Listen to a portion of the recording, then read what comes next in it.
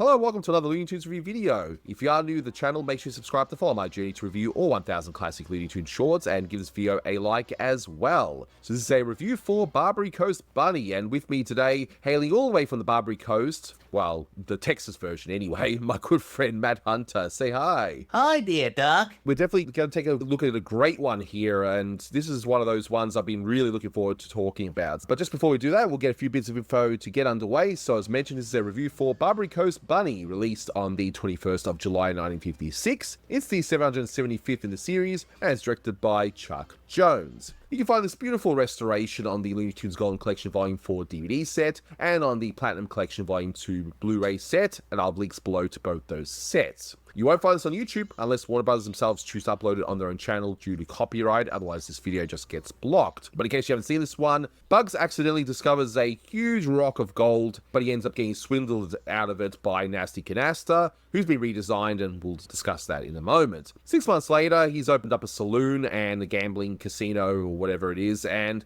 Bugs shows up looking like a hick, and yeah, it's all about Nasty Canasta trying to get more money out of Bugs, but Bugs is, of course, playing it up. So it's a classic. This is a great one. Yeah, I agree. This one, again, I saw this one a lot when I was a kid. Nickelodeon, early on, they had, maybe a handful of Bugs Bunny cartoons, because most of those were on ABC Saturday mornings. But, this was one of them they played a fair amount and was in the opening montage of that show. Bugs tunneling under the ground, and he hits that nugget. And, of course, they superimposed the Nickelodeon logo on the gold nugget when Bugs, smiles and he's found gold. But this one, I always thought was really funny because it's Bugs Bunny, but he's playing dumb. And I think that's something that Jones really did well with the character. Of course, he knows exactly what he's doing. Of course, he knows he's in control the whole time. But he plays the role of this rube who doesn't understand what he's doing. We're against Canasta, who is just clearly cheating no matter what he does. In terms of trivia, yeah, this one with Nasty Canasta, this is the only time we see him against Bugs instead of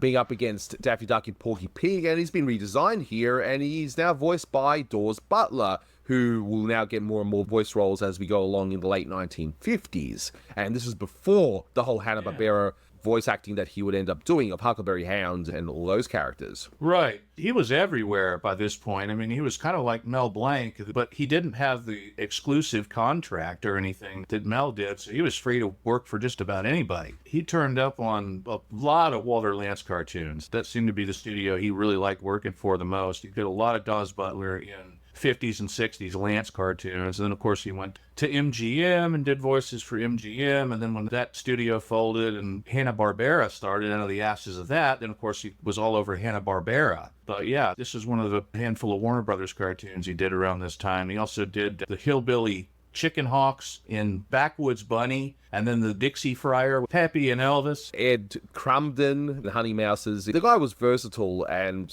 he does a great job here, as he always does. Do you think this redesign is better than the original? I don't even know if it's the same character, really. I don't know. I mean, obviously, if it is the same character, he's let himself go. He's kind of a slob in this one, and then the other two against Daffy, he was this big, hulking, all-torso, all big muscle guy. I guess they just liked the name. I don't know that it's really technically the same character. He's still a big, dishonest thug, so he's Nasty Canasta. Yeah, I've always seen it as it's a different character that just happens to have the same name. Is it a big deal? Not really, but No, that I think might be the case. Maybe Jones just forgot he already used the name Nasty Canasta, or maybe because Ted Pierce wrote this one and Michael Maltese wrote the other two, Ted Pierce just chose the name, not realizing it was already used before. I don't know. Or it was just like with a Pepe Le Pew. It's like you've seen one, you're not going to see another one probably. Somebody that watched this in 1956 at a theater, they probably weren't familiar with the 1952 iteration of Nasty Canasta against Daffy. They might not have ever seen that one. So you can reuse a name or a voice or a concept or something that was made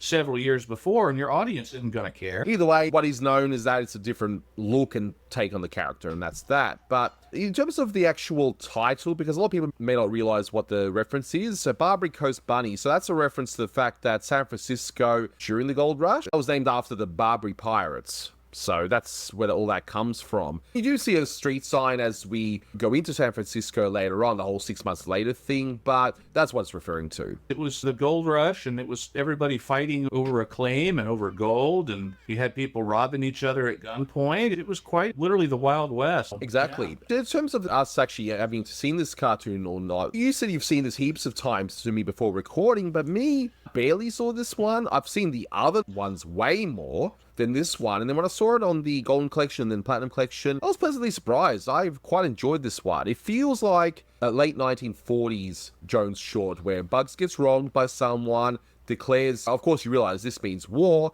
and then just messes with the crook for the rest of the short. It feels like that. It's like sometimes when back to basics really works. Just keep it simple. Bugs Bunny gets harassed by somebody and then gets revenge on it. That's not to say that Jones's works of late haven't been great or anything, but there are a few hiccups along the way. But in this case, this really does feel like a back to basics approach, and it works so well. But the thing that stood out for me in this one as well is the actual score. So Carl Starling, he does these now sporadically for a few more years until he retires in 58, but this is probably why this feels like a late 40s short, because it's got Carl Starling's score and it just feels like it. How many versions of We're in the Money can you do? But yeah, it's definitely him.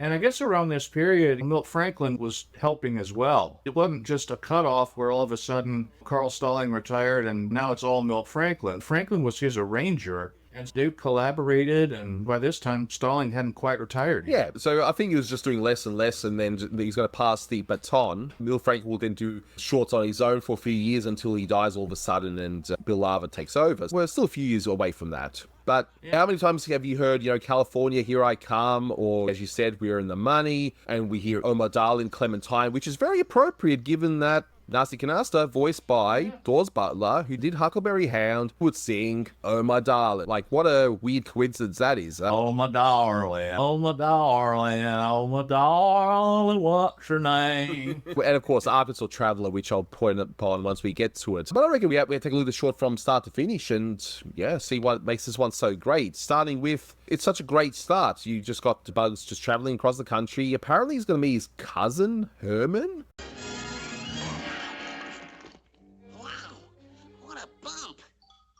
Well, me bucko, no rock's gonna prevent me from meeting me cousin Hyman in San Francisco.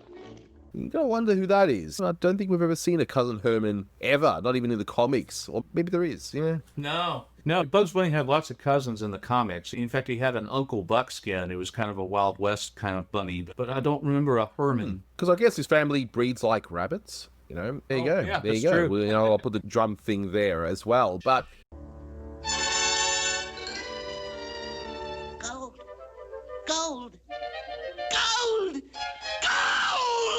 he runs headfirst into a boulder, and sure enough, it's gold, and that would be pretty heavy, because gold isn't exactly light, and, he's celebrating, and that animation of Bugs just exclaiming, gold, gold, just that mouth animation, I love. Yeah. And you'd expect almost to have, Daffy, of course, give that kind of reaction if he found a nugget of gold like that. But, of course, obviously, Bugs is not immune to greed either. But look, to be fair, unlike Daffy, this was not done by ill-gotten means or anything. It feels true to the character, which is great. So we see that Nasty Canasta is looking on, and he creates this stupid-looking sign there. I just love that. Nasty Canasta, just the ends written backwards, prayers. Yeah. Nothing's right. Interest. Bank safety deposits, 70% interest, paid PADE. Yeah, just safety is not even right, and deposit. Oh my goodness. You know what this reminds me of? I mean, clearly they weren't thinking of this back then, but now with our modern technology, those emails that you get from scammers, and they're also hello dear, they always start off like that, and it's just ridiculous. That actually reminds me of this, and it's like, my money's definitely safe with you. Yeah.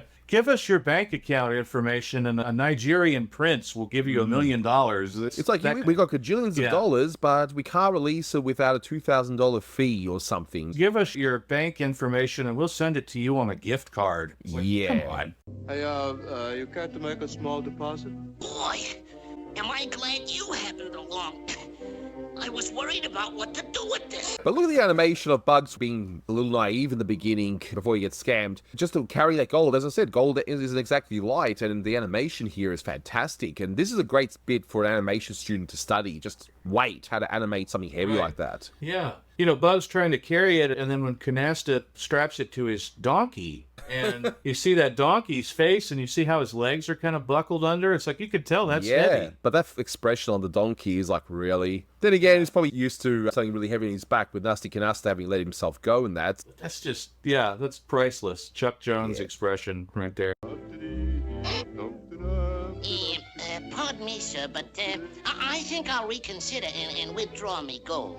I have a few minor purchases to make. I'm real sorry, bud, but this bank is folding.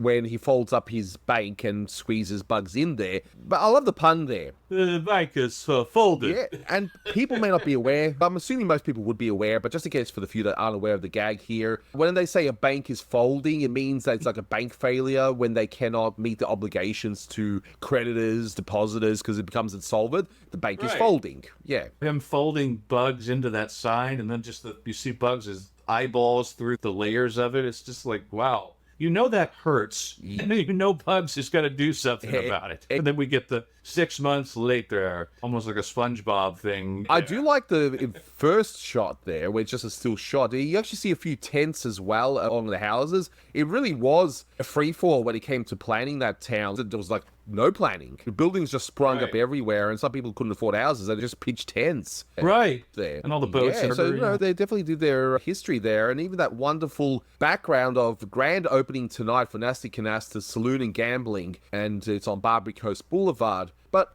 here's something that I was discussing with you beforehand, and I've even asked a few people beforehand. He goes, Saloon and Gambling, H-L. I don't know what that's referring to. And I've asked a few people, and some people are thinking maybe it's a pun on hell or hall, like hall and hell kind of thing. I don't know. Let me know if you guys think. Yeah. I think it means gambling hall, and like maybe it's not fully painted yet or something, but whatever the gag is, it doesn't really land to me, unless there's something I'm missing. But I think it was supposed to be like H-A-L-L, like hall, saloon and gambling hall. I mean, that's what it is, so that's what I assume. But why is it not painted all the way? Yeah, so if anyone has any ideas, let me know in the comments. But if their intent was for hell or hall, what they could have done is had H-L-L, so then you can sort of put in either an E or an A, and it'll work. Yeah, you leave it to the imagination, and it'd be either one, and it'd be funny. But the way it is there, it's like, okay. Yeah, but whatever. It's a minor quibble. You barely even see that shot as we go in. And this layout, when we see Nasty Canasta in that beautiful, opulent saloon that he's made for himself, it looks amazing. Yeah, and what do you see him doing in the first shot? So we know he's a really dishonest SOB. I mean, here he is. He's painting the cards. And I'm looking at it now, and it's invisible ink. So it's like he's rigging the game before he even starts. Exactly. Somebody must think they have an ace, and then it disappears mid-game, and no, you don't. I mean, that's kind of what I get the idea. That's pretty low down. And what else reminds me of this as being a late 40s Chuck Jones short is the fact that it's Robert Griberick. He's back doing this one. It's still not Maurice Noble yet, but yeah, that's probably why this all feels like a 40s short, because it's laid out like one. It just feels like it. It's like Mississippi Hair. It's a similar thing to that. Right. And it's kind of like the last one we looked at with Pepe. It's not as pronounced, but it's still got that UPA influence that was creeping in starting about this period in the 50s, where everything is flat and stylized. When Bugs enters the saloon doors there, you see a plant on a pedestal, but it looks like it's part of the wall. There's a degree between the most extreme, which is Witch Hazel's house and Broomstick Bunny, and then something like this, where you can tell what the object is, but it's stylized. And it looks really great. I mean, when you see the slot machine in the corner, you've got a vase that's very stylized. It's just a painted outline, but then the other background elements look like they're more three-dimensional. They're more solid. So you've got a nice little balance there. Yeah. And we see, insert coin, pull lever. Slot machines themselves, given the time period that this would have been, it's anachronistic already, because I don't think there would have been telephones at this point in time. We're talking about the 1800s here. Telephones would have been something incredibly new if it was like the maybe 1890s or something, but yeah, it is whatever. It's funny for what it is. He's obviously playing too. I mean, the whole thing I loved in this cartoon is that Bugs is totally doing an act.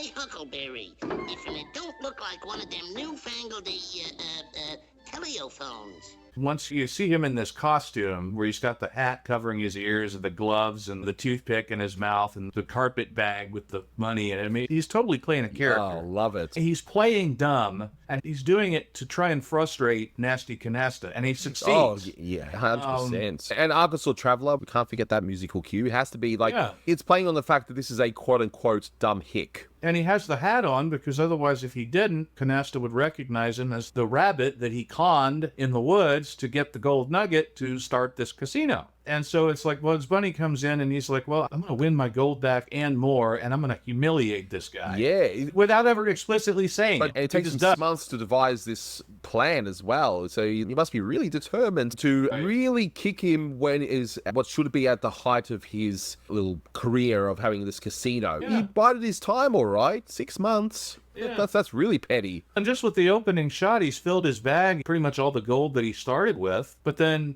you know, he keeps going. It looks at the slot machine saying it's one of the newfangled telephones. And again, this is probably in the 1890s, maybe, because slot machines wouldn't be out, like, they were invented, I believe, in the 1890s. Whatever, it's an anachronism, who cares? Cartoon logic. Just like cartoon logic, where can I use your telephone? And Canasta's like, sure, okay. Any way to rip people off, you know, hey, here's another one I didn't think of.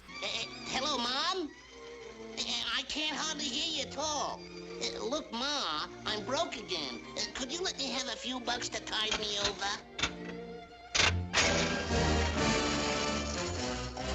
Gee, thanks, Mom. And he's talking into it like it's a phone, and just the way that Samuel Blanks is voicing Bugs here is great. Hey, thanks, Mom. I need some money, and he just pulls the lever, and he ends up winning. It's just the expression of Nasty Canasta is like, really? I thought I rigged that machine, or maybe you forgot. I don't know. He tries to stop him, and Bugs is like, okay, we'll play another game. And we go to Roulette. Yeah, which is marbles Frisco style. It's like, oh, we're gonna play games? Oh, yeah, like marbles? Yeah, marbles. How about you and me having a friendly little game? Hey, that's a wonderful idea. How about marbles? Marbles? Sure, marbles. We'll go have a nice game of marbles in Frisco style. He does what a lot of casinos do. Like, they lull you into a sense of confidence. And a lot of machines, they're rigged in such a way that, like, you sit there, you might win a few things, get you all hyped up. It's like, oh, yeah, this is going to last forever. And they want to keep you in that seat. Yeah, they tease you. So that's pretty much what he does here, which, to be fair, he's doing like any other casino. But look at his hands, though. I've always thought it was interesting the way that Canasta's designed here, with the way his hands are just so stubby the way they are. He's got that little stub of a cigar that he's nursing. Alrighty, a penny on 23.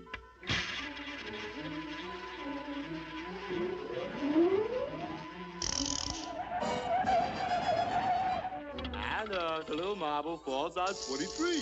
35 cents? You mean I win all that? Certainly. In my place, the customer always wins. And now he's clearly rigged. Yeah. He puts a piece of wood on there so it won't land on that one again. And then you pull the lever and you think, okay, what's going to happen now? And still, he pounds the table like, yes, I've won, I beat him. And then it lands in the knothole of the wood, and then that expression, and then he drops the cigar. Bugs is like, oh, I can't believe my luck. And ends up trying to wheel away with a wheelbarrow full of money. I mean, where did he get the wheelbarrow from? I don't know. Maybe it was in that bag he has that he doesn't have anymore. I don't know. But yeah, Right. He goes, 35 cents? I win all that? But Bugs' expression, my favorite line in this short is him saying, really? In that high-pitched voice. Really? I can't even do it. Like, it seems to me like Mel Blanc was probably trying to say it in a different way, but maybe he just did it and they just kept it. I don't know, but it's funny. And so now we go and we're going to draw poker. Yeah. Literally. So it's like, yeah, draw poker. I'll try anything once. Draw poker, huh? How's that? Do I win? So after drawing poker, I mean, come on, of course he's going to draw poker. And they're actually at the table where the Canasta is, shuffling the cards. And it's like, you got to have a bigger hand than mine. Ha, ha. One of the only times you ever see Bugs Bunny take off his glove. Yes. And this short is one of the few times you don't see Bugs munching on a carrot at all. The only carrots to speak of is, well, the gold, Carrots and gold, yeah. You see him with that toothpick in the beginning, but that's it. You don't have him chewing a carrot. Honest and for truly, I did not mean it.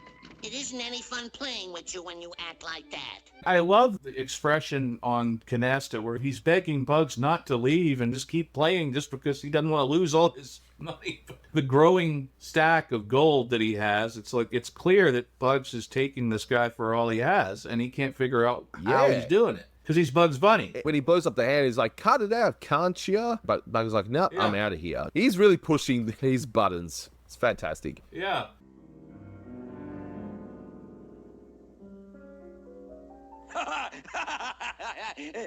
I got a full house. What you got, sucker? Gee, does that beat me? All I got is 2 pair. A pair of ones and another pair of ones. And I think you pointed out that the hand that Bugs has, he actually does, have, if you play poker, he's got the 4 aces. He really does have a better hand. Which trumps Canasta's full house, basically. To all rabid gamblers who are watching these videos, just let me know, can anything trump a quad of aces, okay? I'm sure there is, but I don't know. Let me know, okay? I haven't played it in years. We can see now that Canasta's all fed up, and he does this gag which just kills me. He points a gun at Bugs' face, which is, I'm assuming a lot of casinos would love to do this to some people who are extremely lucky, right? Then they go to jail for it. It's another roulette, it's like a spinny wheel type thing. He spins the barrel, and money pours out of it, Again, cartoon logic. What do you do, spin this little gadget?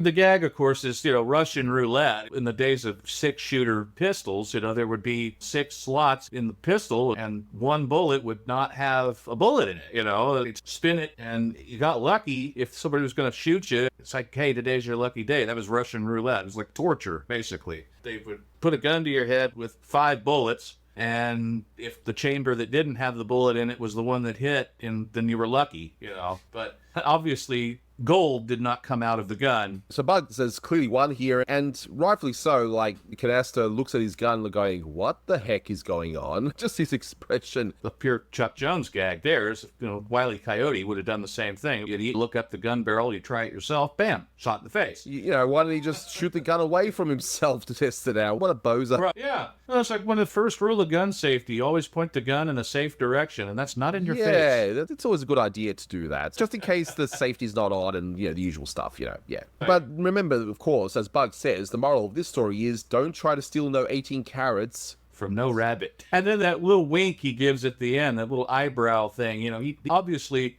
as if we didn't know already, that confirms that he was play acting the whole time. And that's what's right. So funny he had about such it. a poker face the entire time. Yeah, so there you go. Well, we have to do a gambling reference in that as well. Yeah, in terms of a rating, this one is one of my favorites of the late 1950s. It's maybe not my favorite overall, but this one just feels like Chuck at his best with his late 40s stuff that I absolutely adore, and early 50s stuff too. It's like really, this feels like a back to basics approach, and even have some of the earlier players from that period of time, Robert Griberick and Carl Starling, and that's why it feels like the way it does. Honestly, people might think I score too highly sometimes these things, but I don't care. This is 9 out of 10 for me. I love it. That's what I give it to. I do a 9 out of 10 for this one. I like this cartoon. Yeah. So it's definitely a classic. It's one of Chuck's best in my book, especially around this period of time. Just before Michael Maltese comes back and before Maurice Noble comes back, and we get another second wind from Jones again. We get one opera doc. I guess we couldn't figure out if this was started prior to that brief 3D shutdown or after. I don't know. Maybe somebody has documentation out there, but it's definitely a solid cartoon. And I think after that shutdown, some of the cartoons started going downhill just a little bit, but this one's still really good. I think so too. But that will do it for this one. Thank you so much for watching, guys, and until next time, take care. The moral of this story is don't try to steal no 18 carats from no rabbit.